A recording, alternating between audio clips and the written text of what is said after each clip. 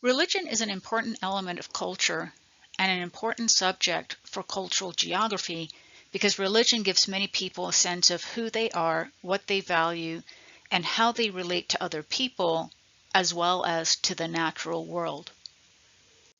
Religions interest geographers because understanding them is essential for recognizing spatial patterns underlying how humans occupy Earth. Many people care deeply about their religion and draw from religion their core values and beliefs, which is an essential element of the definition of culture. Furthermore, geographers document the places where various religions are located in the world and offer explanations for why some religions have widespread distributions and others are highly clustered in particular places. Different types of religion exist in the world. One way to classify them is to distinguish between proselytic and ethnic faiths. Proselytic or universalistic religions actively seek new members and aim to convert all humankind into that one particular religion. Membership in universalistic religions is open to anyone who chooses to make some sort of symbolic commitment, such as baptism in Christianity. No one is excluded because of nationality, ethnicity, or previous religious beliefs. So, universalizing religions attempt to be global in scale to appeal to all people wherever they may live in the world, not just those of one culture or location. The three universalizing religions with the largest number of adherents in the world are Christianity, Islam, and Buddhism. Together, they claim the adherence of around 64% of the world's people. By contrast, each ethnic religion is identified with a particular ethnic or tribal group and does not seek converts. Judaism provides an example. Though a person can convert to Judaism, it is a complex process that has traditionally been discouraged. Basically, a Jew is anyone born of a Jewish mother. Universalistic religions sometimes grow out of ethnic religions.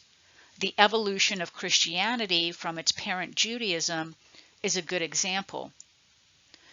So, an ethnic religion appeals primarily to one ethnic or cultural group or the people of a specific region. The largest number of adherents are Hinduism, Chinese folk, Judaism, and ethno-religions, and together they claim the adherence of around 23% of the world's people. Approximately 10% of Africans are estimated to follow ethno-religions. African ethno-religions are sometimes called animism, which is belief that inanimate objects, such as plants and stones, or natural events such as thunderstorms and earthquakes are quote-unquote animated or have discrete spirits and conscious life. Today, Africa is around 55% Christian, split about evenly among Roman Catholic, Protestant, and other, and around 35% Muslim. This distribution is in sharp contrast with the past. In 1900, more than 70% of Africans followed ethno-religions. As recently as 1980, half of Africans, around 200 million people, were still classified as belonging to an ethno-religion. The growth in the two universalizing religions at the expense of ethnic religions reflects fundamental geographic differences between the two types of religions. Remaining ethno-religions in Africa are clustered primarily in a belt that separates predominantly Muslim North Africa from what has become predominantly Christian Sub-Saharan Africa. You'll notice on the pie chart that about 11% of the world's people express no religious interest or preference and don't participate in any organized religious activity. According to the World Religion Database, 2 beliefs exist among non-religionists. An atheist is a person who disbelieves or lacks belief in the existence of God or gods. An agnostic is a person that believes that it is impossible to say definitely whether or not a God exists. Another distinction among religions is the number of gods or deities worshipped. Monotheistic religions such as Islam and Christianity believe in only one God and may expressively forbid the worship of other gods or spirits. Polytheistic religions believe there are many gods or deities, as in the case of Hinduism. This map provides a global overview of the distribution of the world's major religions. Universalizing religions typically diffuse widely from their place of origin, whereas ethnic religions typically do not. Because adherents in ethnic religions are typically born into the faith and converts are not actively sought, ethnic religions tend to be spatially concentrated, as is the case with Hinduism. The principal exception is Judaism, an ethnic religion whose adherents are widely scattered as a result of forced and voluntary migrations. You'll also notice that some world regions have a large majority of adherents of one religion, whereas other regions have more of a mix. For example, around 90% of Latin Americans and more than 70% of Europeans and North Americans identify themselves as adhering to Christianity. Muslims comprise more than 90% of the population of Central Asia and of Southwest Asia and North Africa. There are 4 regions that have the most diverse religious composition. They include Sub-Saharan Africa, South Asia, East Asia, as well as Southeast Asia. For example, in Southeast Asia, around 1/3 are Muslims, 1/4 are Buddhists, and 1/4 are Christians. Indonesia, the region's most populous country, is about 87% Muslim. Cambodia and Thailand are more than 90% Buddhist, and the Philippines is more than 90% Christian.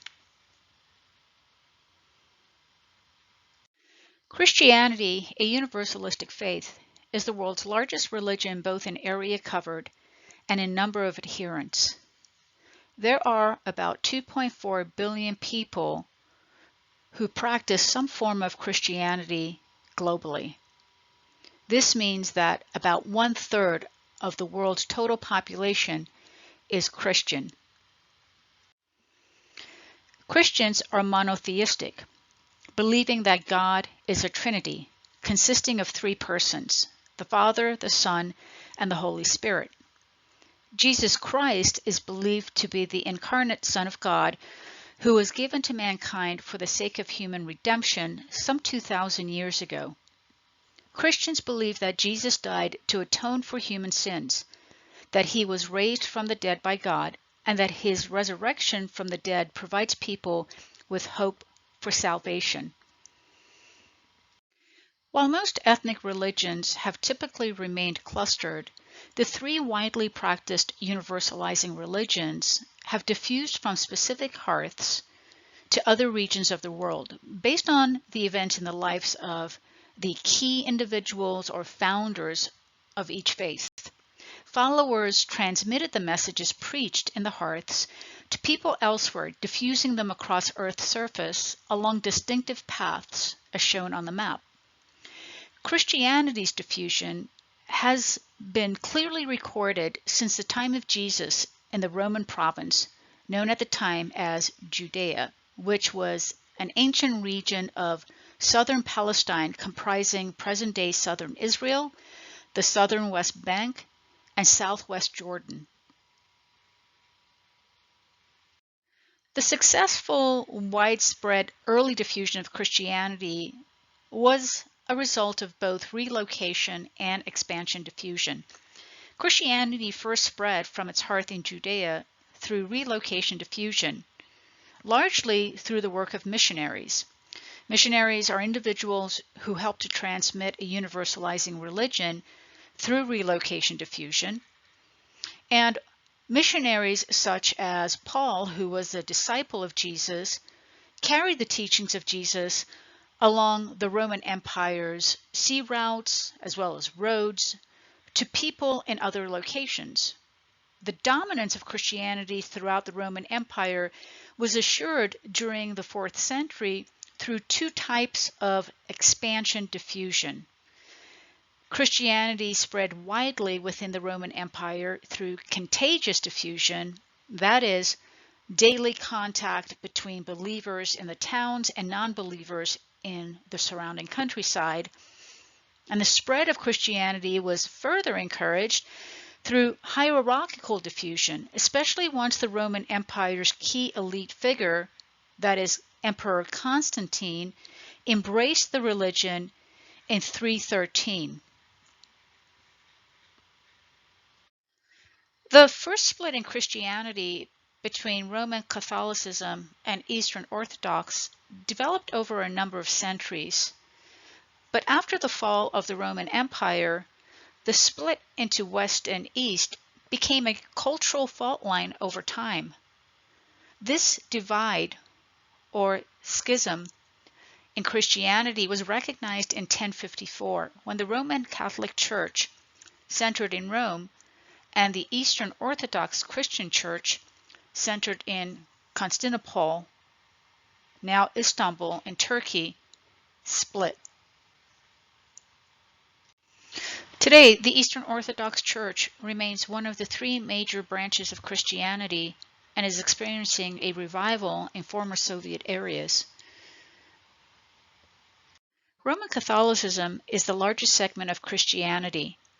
The map identifies the strength of Roman Catholicism in Europe, areas of North America, particularly in the New England region, Quebec and California, and Middle and South America. The Protestant churches prevail in Northern Europe and in much of North America, especially Canada, as well as in Australia, New Zealand, and South Africa. The Eastern Orthodox churches are primarily in Eastern Europe, Russia and its neighboring states, as well as in Africa, where there is a major cluster surviving in Ethiopia. The denominational map of the United States reflects the fragmentation of Western Christianity. What we find is that there is a great deal of variation of different forms of Christianity that are found across the U.S. Numerous faiths imported from Europe were later improved by Christians in America. The American frontier was a breeding ground for new religious groups. In many parts of the country, even a relatively small community may contain the churches of half a dozen religious groups, with individual families sometimes split along religious lines. In the broad Bible Belt across the South, Baptist and other conservative fundamentalist denominations dominate. A Lutheran belt stretches from Wisconsin westward through Minnesota and the Dakotas. Roman Catholicism dominates southern Louisiana, the southwestern borderland, and the heavily industrialized areas of the Northeast, while in the Midwest, it's thoroughly a mixed zone, although Methodism is generally the largest single denomination.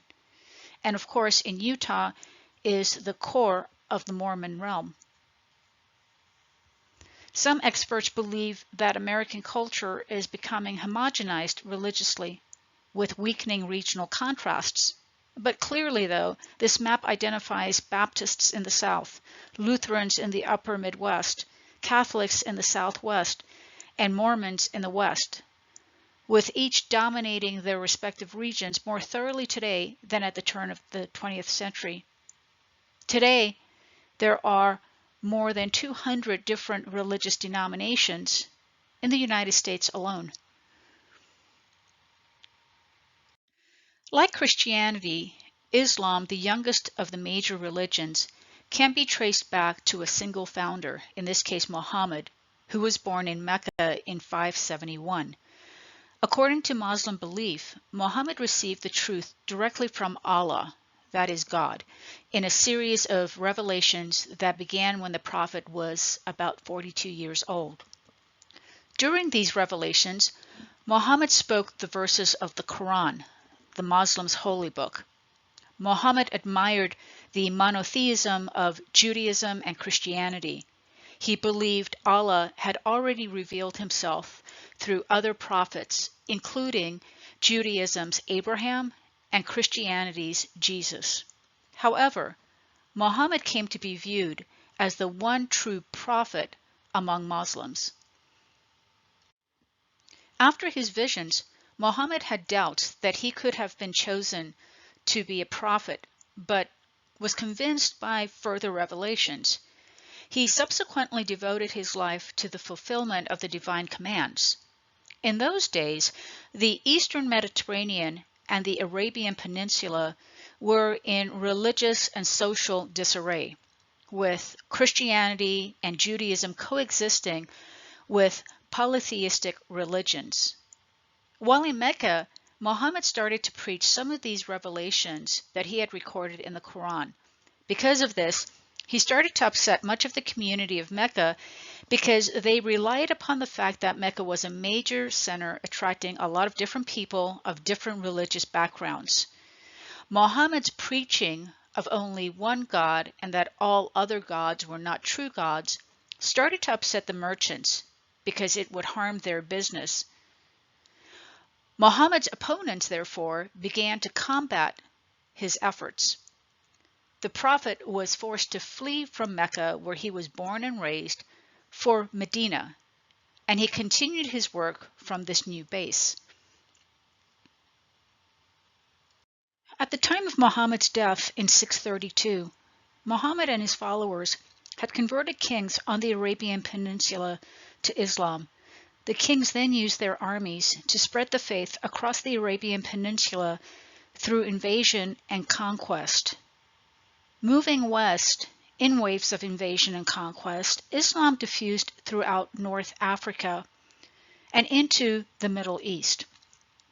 Ultimately, the Arab Empire extended from Morocco to India and from Turkey to Ethiopia. Then through trade, Muslims later spread their faith across the Indian Ocean into Southeast Asia. As Muslim traders settled trading ports in Southeast Asia, they established new secondary hearths of Islam and worked to diffuse the religion contagiously from the secondary hearths. Recent diffusion of Islam into Europe, that is beyond Spain and Portugal and into South Africa and Americas, has largely been a result of migration, that is of relocation diffusion. Today, Islam, with more than 1.8 billion followers, ranks second to Christianity in global number of adherents. Islam is the fastest growing of the world's major religions, dominating in North Africa and Southwest Asia. Yet, the migration patterns of Muslims vary from their destination. Europe and Southwest Asia and North Africa attract much higher shares of migrants than their shares of the world's Muslims. Saudi Arabia is the country that attracts the largest number of Muslim migrants, largely coming from Egypt. Among European countries, Russia, Germany, and France are all leading destinations for Muslims. The largest numbers of Muslims who have migrated to Europe have come from Turkey to Germany and from Algeria to France. Morocco has been the origin of a large number of Muslim migrants to France and Spain. On the other hand, The four countries with the largest Muslim populations, that is Indonesia, Pakistan, Bangladesh, and India, attract much fewer Muslim migrants compared with their share of the world's Muslim population. And North America receives only around 1% of Muslim migrants. The religious practice of Islam, which literally means to submit to God, is based on tenets that are known as the five pillars, to which all members of the Islamic community should adhere. They include repeated expressions of the basic creed, frequent prayer, a month of daylight fasting, almsgiving, and at least one pilgrimage to Mecca in one's lifetime. The faith dictates behavior in other areas of life as well. Islam forbids alcohol, smoking, and gambling. In Islamic settlements, the people build mosques to observe the Friday prayer and to serve as social gathering places.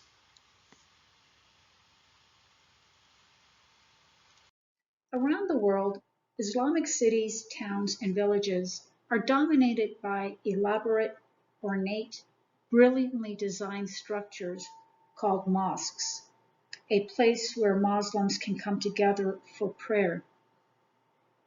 Mosques can also bring community together as it acts as many things, such as a social center, a community center, and an educational center. A minaret is a type of tower typically built into or adjacent to mosques. Minarets are generally used to project the Muslim call to prayer, but they also served as landmarks and symbols of Islam's presence. For many religious groups, journeys to sacred places or pilgrimages are an important aspect of their faith and are typical of both ethnic and universalistic religions. For every able-bodied Muslim who has adequate financial resources is expected to undertake a pilgrimage called Hajj to Mecca, which is the holiest city for Muslims because it is the birthplace of Muhammad. Muslim worshippers pray at the Kaaba, Islam's holiest shrine, at the Grand Mosque in Saudi Arabia's holy city of Mecca. According to Islamic tradition, the cube-shaped structure was originally built by Abraham and is considered by Muslims to be the house of God. Islam is divided into two principal branches, Sunni and Shiite, and they both share the same basic tenets of the Islamic faith, the five pillars. The split rose from an early dispute over who should be the leader of Islam after the death of Muhammad. The larger group, the Sunnis, argued that the successor should be appointed by election and consensus, as tradition dictated, so an elected leadership called caliph. Sunni comes from the Arabic word sunnah, meaning tradition. The smaller group believed that Muhammad's legitimate successor as political and religious leader should be a descendant of Muhammad's. However, Muhammad did not have any children. So the successor was Ali, his cousin and son-in-law. These, the partisans of Ali, were named from the word Shia, meaning partisan or followers in Arabic. The defeat of the Shiites by the Sunnis is thought to have determined some of the characteristic attitudes of the two groups, the Sunnis stressing merit and achievement, the Shiites appealing to the defeated, poor, and oppressed. Sunnis comprise 88% of Muslims today and are the most numerous branch in most Muslim countries in Southwest Asia and North Africa, as well as in Southeast Asia. Shiites are the most numerous branch, largely concentrated in Iran. The third largest universalistic religion is Buddhism. Buddhism is based on the teachings of its founder, Prince Siddhartha Gautama, who was born about 563 in Lumbini in present-day Nepal near the border with India. He was the son of a lord. He led a privileged existence, sheltered from life's hardships. Siddhartha was profoundly shaken by the misery he saw around him, which contrasted sharply with the splendor and wealth in which he had been raised. After leaving Lumbini and going out into the world, he discovered on several of his trips that people were not as well off as he was. This led him to become a religious person, which ultimately led him into years and years of meditation. After years of meditation, Siddhartha emerged as the Buddha, the awakened or enlightened one, and spent 45 years preaching his views across India. In the process, he trained monks, established orders, and preached to the public. From his years of meditation, Buddha discovered a way to bring about a better life for people, and these became known as the Four Noble Truths, which comprise the essence of Buddha's teachings, though they leave much left unexplained. The Four Noble Truths include the following: life is full of suffering. The cause of suffering is craving or desire. The end of suffering comes with an end to craving. In other words, overcoming or subduing that desire. And lastly, there is a path which leads one away from craving and suffering. More simply put, suffering exists. It has a cause, it has an end, and it has a cause to bring about its end. The notion of suffering is not intended to convey a negative worldview, but rather a pragmatic perspective that deals with the world as it is and attempts to rectify it. The concept of pleasure also is not denied, but acknowledged as fleeting. In the end, only aging, sickness, and death are certain and unavoidable. Furthermore, the end of suffering could come about through what he referred to as eightfold path of proper personal conduct and meditation, thus permitting the individual to overcome the desire. Therefore, enlightenment would come through knowledge, especially self-knowledge, elimination of creed, craving, and desire, complete honesty, and never hurting another person or animal.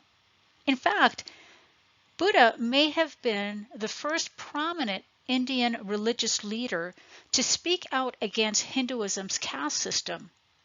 Salvation, he preached, could be attained by anyone, no matter what his or her caste.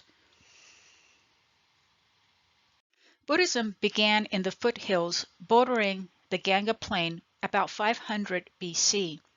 For several centuries, it remained confined to the Indian subcontinent, diffusing from its point of origin in South Asia to East Asia. Most responsible for the early spread of Buddhism was Asuka, emperor of the Maurya Empire. Then, in the 1st century Common Era, merchants along the trading routes from northeastern India introduced Buddhism to China. Many Chinese were receptive to the ideas brought by Buddhist missionaries, and Buddhist texts were ultimately translated into Chinese languages. Chinese rulers allowed their people to become Buddhist monks during the 4th century, and as a result, Buddhism spread from Korea to Japan 2 centuries later. During the same era, Buddhism lost its original base of support in India, although Sri Lanka remains partially Buddhist. Like Christianity and Islam, Buddhism changed as it grew and diffused. but has remained largely an Asian religion, with the majority of Buddhists clustered primarily in East and Southeast Asia. Buddhism split into more than one branch as followers disagreed on interpreting statements by the founder, Siddhartha Gautama. The three main branches of Buddhism are Mahayana, Theravada, and Vajrayana. Theravada Buddhism is older and the more conservative of the two main branches of Buddhism, and is often referred to as the quote-unquote traditions of the elders. Many Theravada Buddhists are monks or nuns, and they strive to reach a state of perfection and enlightenment following Buddhist teachings. This means they have followed the Noble Eightfold Path.